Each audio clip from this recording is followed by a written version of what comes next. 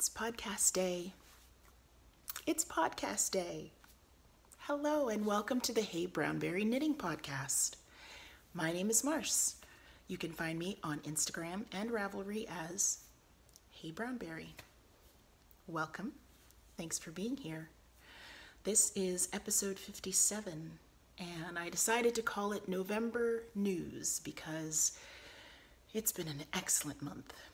I'm recording this on Tuesday, November 20th, 2018, which means the month is just 10 days from being over, but it has been chock full of goodness.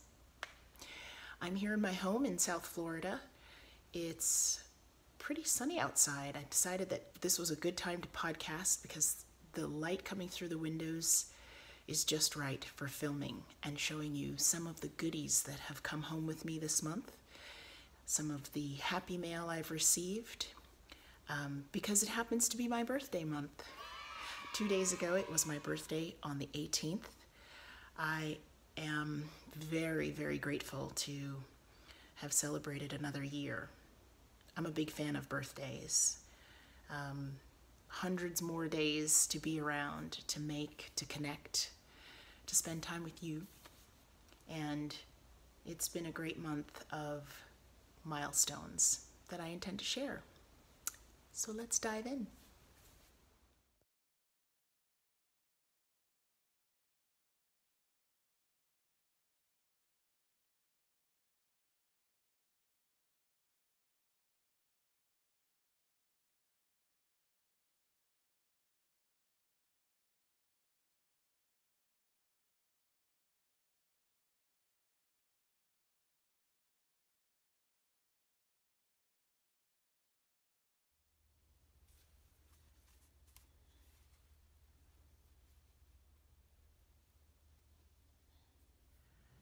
Since I've already mentioned my birthday, I'm going to share with you something that I decided was a great milestone to have in addition to my birth celebration. I've released a new pattern, the Pebbles and Pathways Socks pattern. You saw them in the intro, gift wrapped for my husband, and I'm going to tell you a little bit about this pattern as I show you some photos. It's a sock pattern that I've designed, and it's meant to be a very inclusive pattern. So regardless of your skill level and your experience with socks, I'm hoping that this will be a design that appeals to many of you. I'll share with you the description for this design, which is available on Ravelry. I love the small canvas and the endless possibilities of a knitted sock. Just enough stitches to draw you in, and small enough to take with you everywhere. So useful and fun on your feet. This pattern expresses how our journey in life and in knitting can shift and change. Pathways open up to us, then they may twist and turn. At times, there are stones and even steep curves, but somehow there is always a way forward. This is a toe-up sock with a basic gusset heel designed with a cable and garter pattern with an easy ribbed cuff.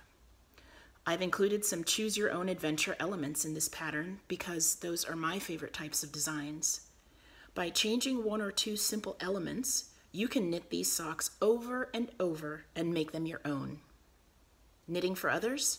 You can alter the stitch count in the center pathway or simply adjust your gauge to suit multiple sizes.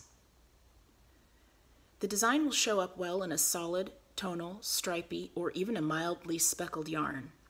But as with all designs, the yarn type and color choice are yours. To those of you who have already purchased the pattern on Ravelry, thank you, thank you, thank you. I am so grateful. It was quite a journey releasing a design of my own. A huge thank you to my test knitters, Maria of Ninja Chickens and Natalie of Remembrances Pottery. Not only did they test knit the sock for me, they did so with such enthusiasm, and they encouraged me every step of the way. And I'm so grateful to you, my friends. I hope you'll find something in there that you love and feel compelled to make for yourself or someone else.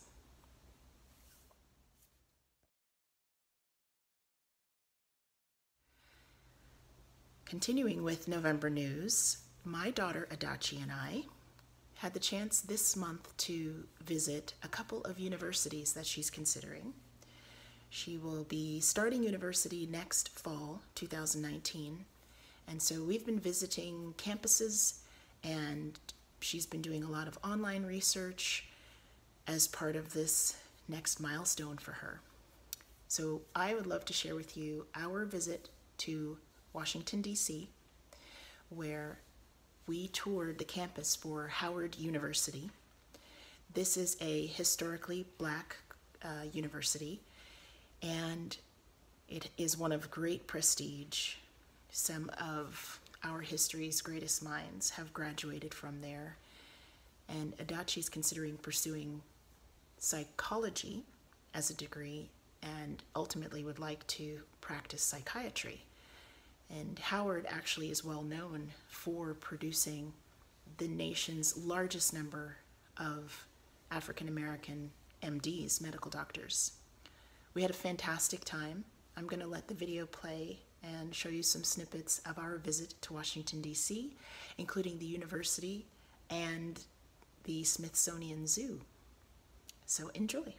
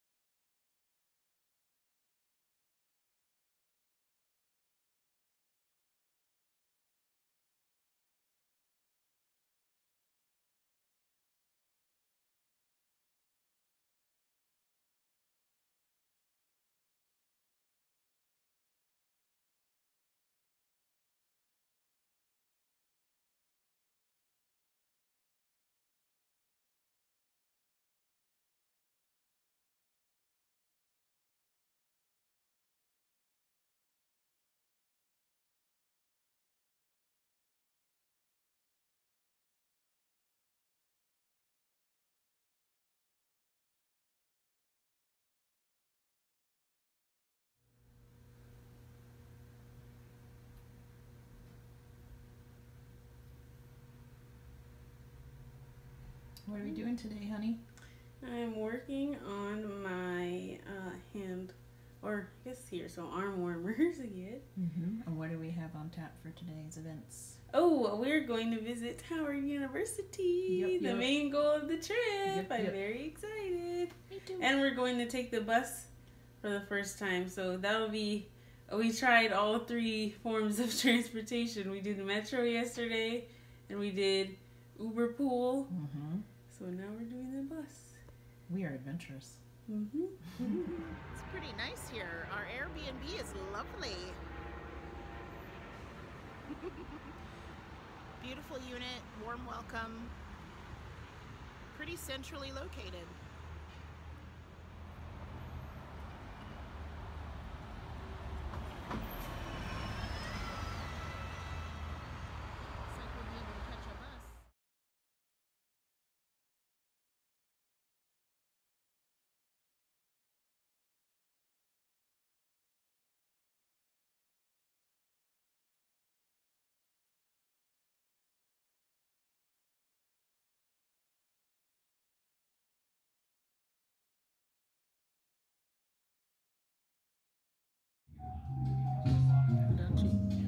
Oh, I am looking through the Howard University Freshman Application Guide, and right now I'm on the College of Arts and Sciences page because that's my main interest. So I'm looking through all the majors to see if there's anything other than psychology that I might like to do at the same time or take some courses in. Love it.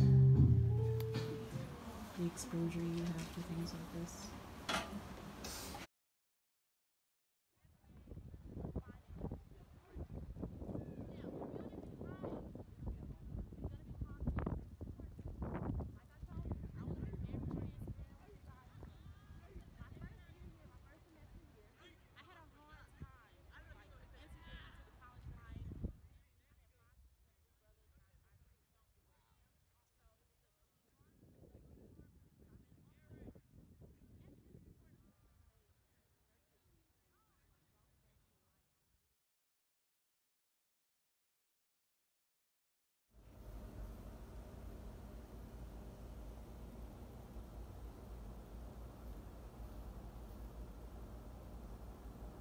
adventurers are gonna try a subway ride. And this escalator is a little steep for Adachi. We're gonna make it though, it's nice and slow.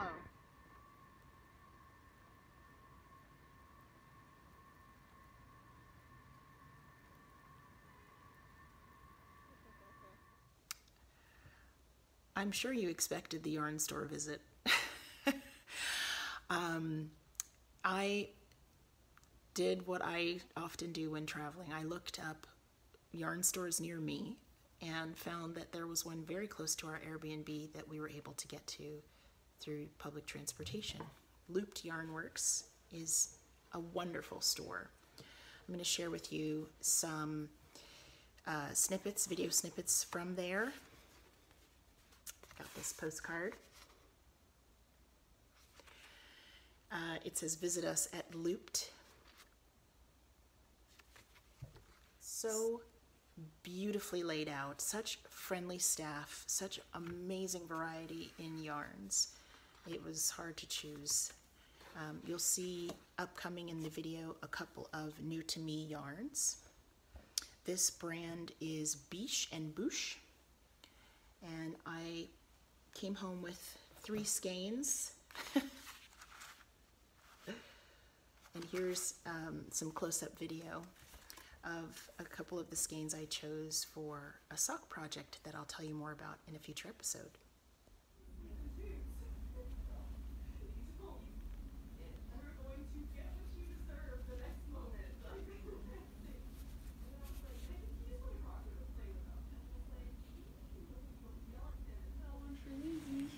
Very nice, honey. So where are we, Adachi? We are in Washington, D.C. in Loop's Yarn Store. Yes. In the living room. Works living room area.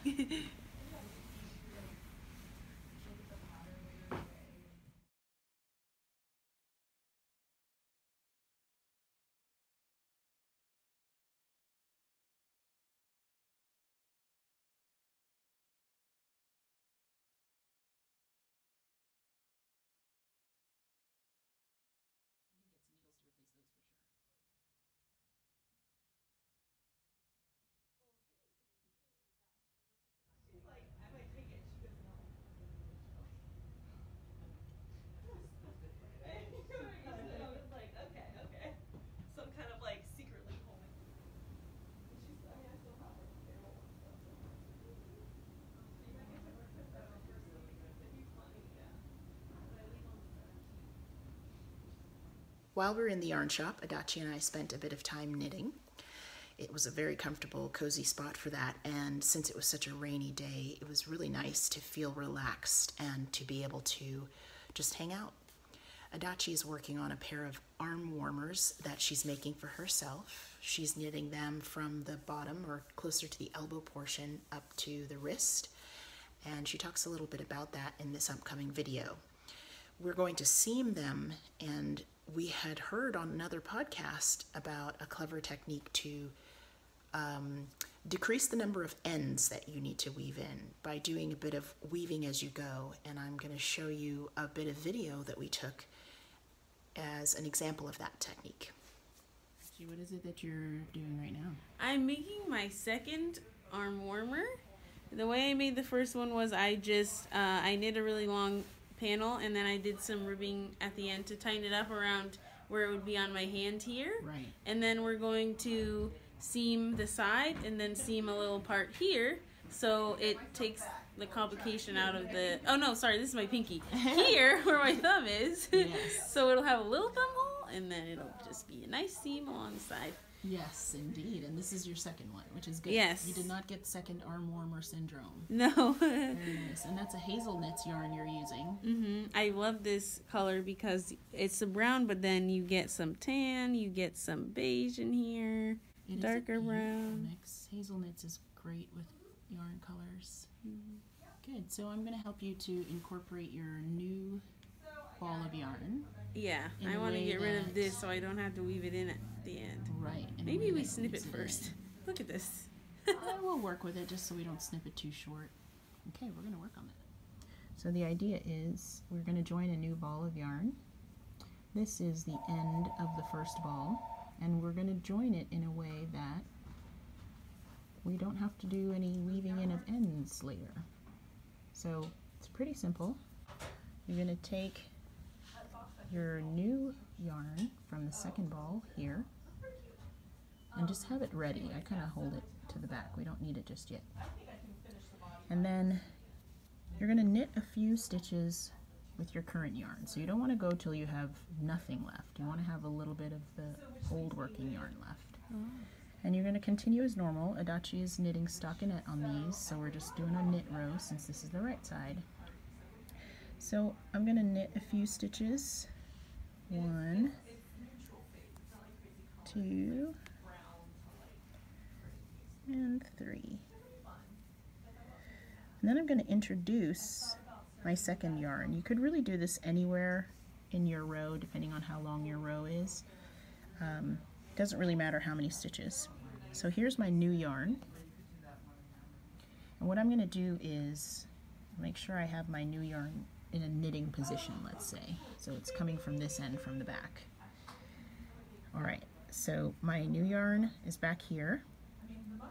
And what I'm going to do is I'm actually going to knit a stitch with the new yarn.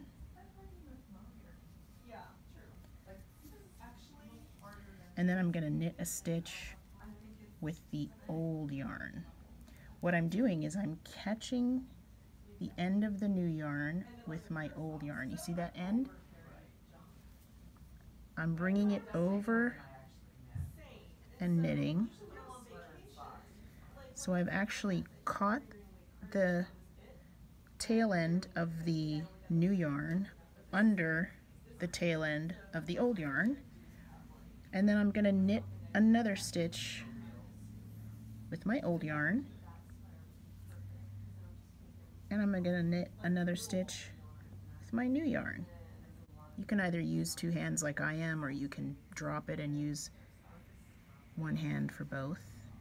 I'm going to do that again. I'm going to alternate and knit old yarn and new yarn.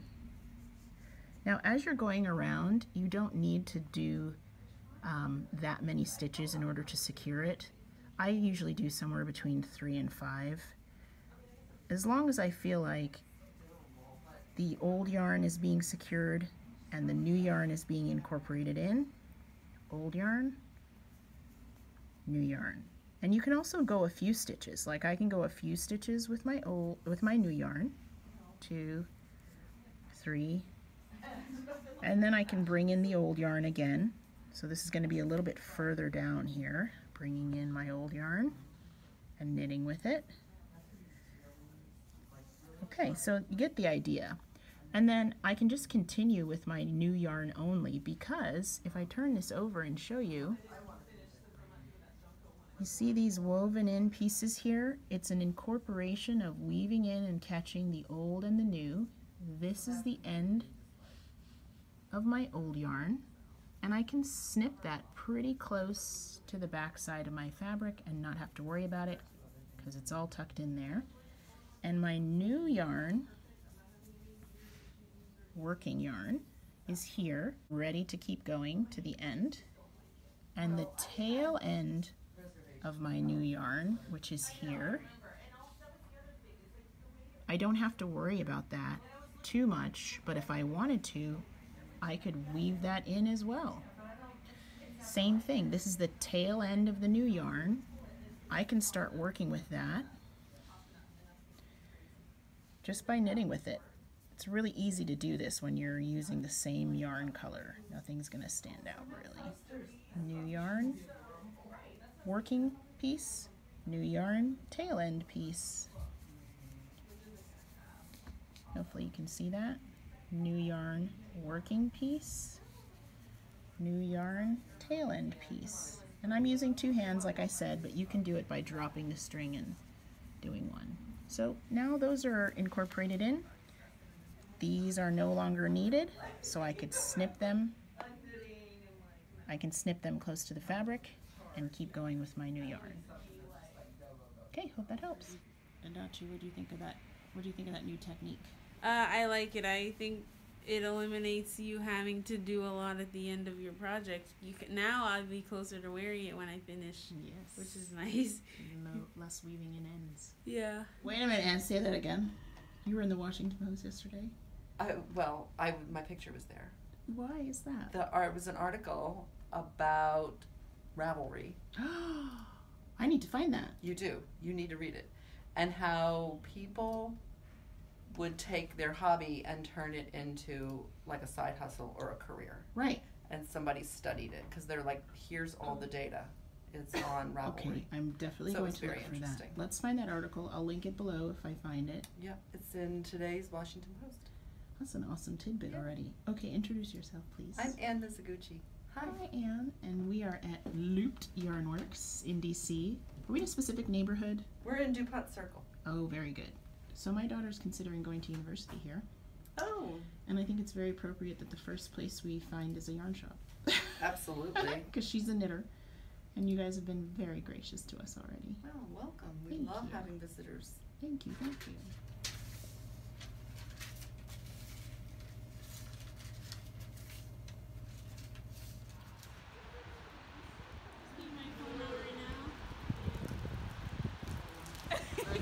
So my hands are in mittens, and so I try to activate my phone with my nose because it's a very comparable touchscreen capability as your fingertip.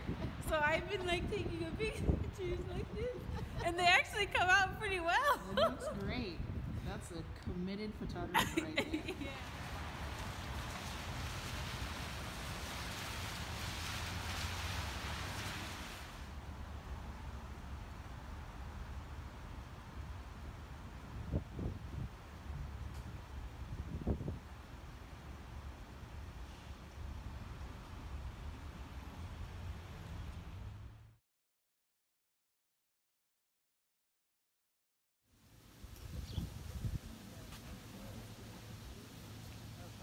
Yeah, I think that's a lot of fun.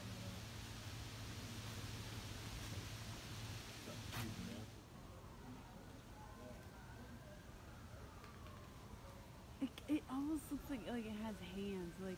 Right. Yep. Separating off leaves and stuff. Hello. Hello, Panda. What's up? The bird, I think that's a little animal in the corner. Disney stars, where are they now? That's hilarious. Why, thank you. You get the front and the back view. Appreciate that. Scratch on. See, I think it's to protect the tree.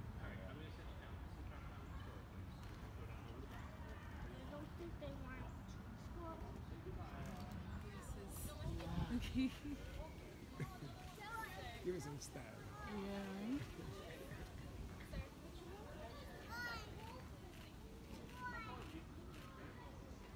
He goes like. Okay. Yeah, just take the quick way home. Look at me. Stretch it on. The shoe is so stylish. Nice. Continuing with the theme of gratitude, I have some friends who absolutely spoiled me for my birthday, and I just want to say a quick thank you to Kate of Hawthorn Cottage Craft and to my friend Jessica out in Seattle. Hi, ladies. They absolutely spoiled me. Coincidentally, those two are going to be my roommates for the Edinburgh Yarn Festival next March. I couldn't be more excited, not just because they sent me amazing birthday gifts, just because they're amazing women. And I'm just going to share a couple of things with you from those packages. I was completely spoiled. Jessica and I have been exploring hand spinning together, spindle spinning, and she sent me this gorgeous fiber, which I'll show you here and then give you a close-up. The wooliest, most, I'm really excited to get this on the spindle.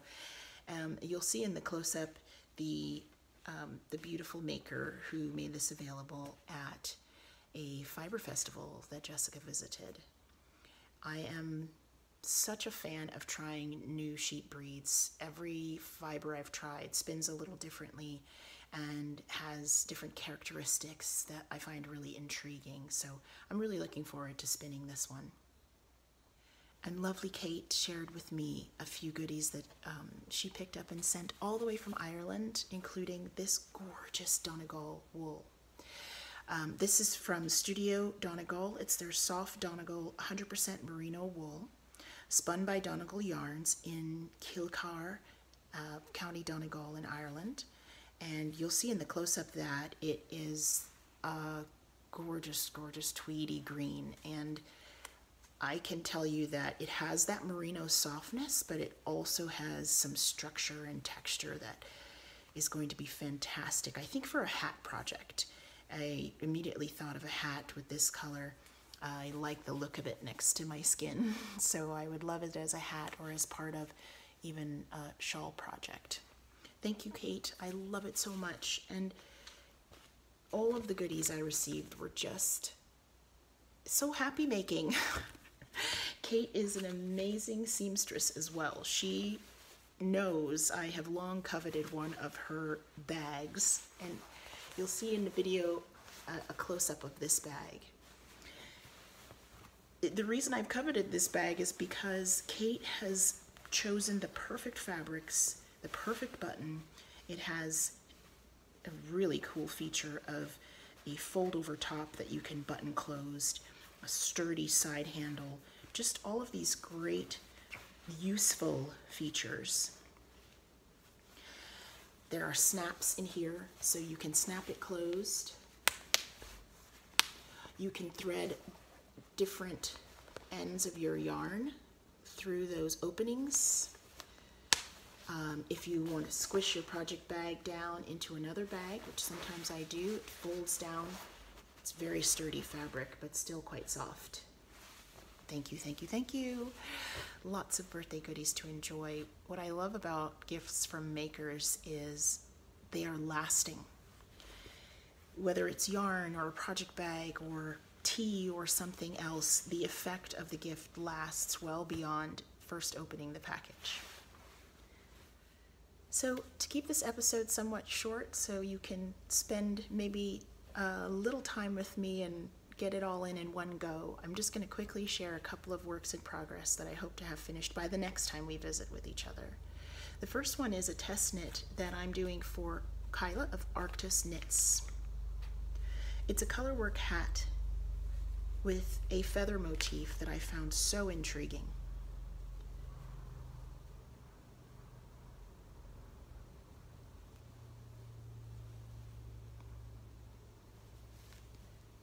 Now on my whip you can't see the feathers yet because I've just made it through about a third of the chart.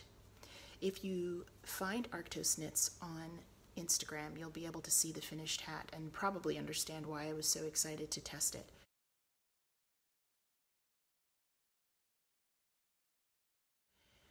I think I'm starting to get the hang of color work.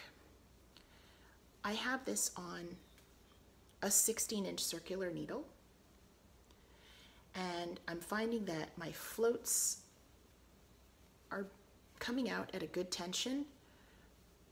The motif itself is showing up really well, and most importantly, the knitting is very relaxing.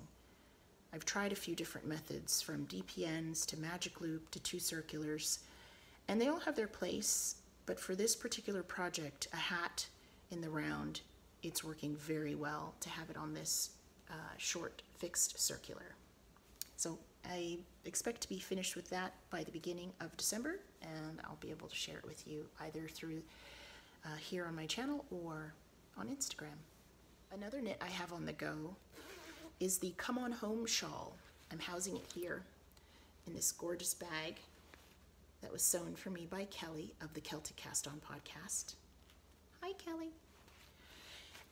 It actually is a fairly simple shawl project, and that's what I love about it. The pattern design is by Hey Mama Wolf, and all the information I've talked about, as usual, will be linked down below this video. It is a shawl knit all in garter stitch, so knit every round or knit every row, And I'm actually using some of my hand-dyed yarn. My daughter Adachi, who you saw earlier, and I run a hand-dyed yarn company called Dyenamixx yarns on Etsy. And what I did is I caked up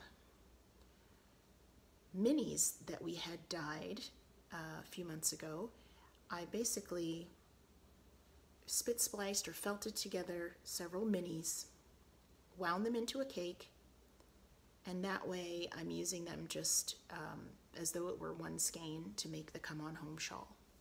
And this is where I've gotten so far.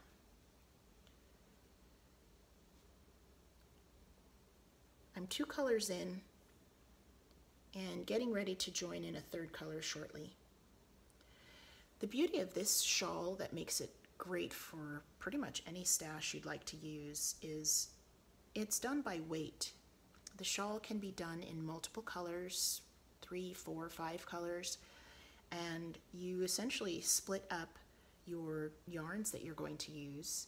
And for example, in mine, I've knit 25 grams worth for section 1, I'll do 25 grams worth for section 2, and so on until I have 100 grams in the main body of the shawl. And then there's a very interesting pickup portion of the shawl.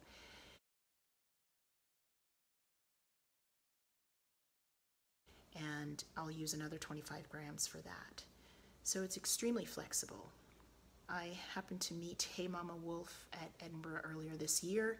I love, love, love her naturally dyed yarns, and I'm also a fan of this pattern. So I'll share that more with you as I go. It was really fun to cake up the minis and make sort of a gradient type skein. Well, friends, those are the bits of November news I wanted to share with you. I am always, always very happy to come sit in front of the camera and imagine that I'm at knit night with all of you. So thanks for spending the time with me. If you have any comments or questions to add, please add them below. And before I forget, I'm hosting a knit along for the Pebbles and Pathways Socks. If you purchase the pattern and would like to knit along, I'm going to run that from December 1st until December 31st. If you want to knit them as gifts or make them for yourself ready to wear for the new year, knit along with us. This knit along will run on Instagram only, and we'll use the hashtag Pebbles and Pathways. And I am going to draw from works in progress and finished objects for a couple of prize winners. So join us if you like, and thank you for joining me. I hope you've enjoyed this episode. Thanks for watching, and I'll see you next time. Bye.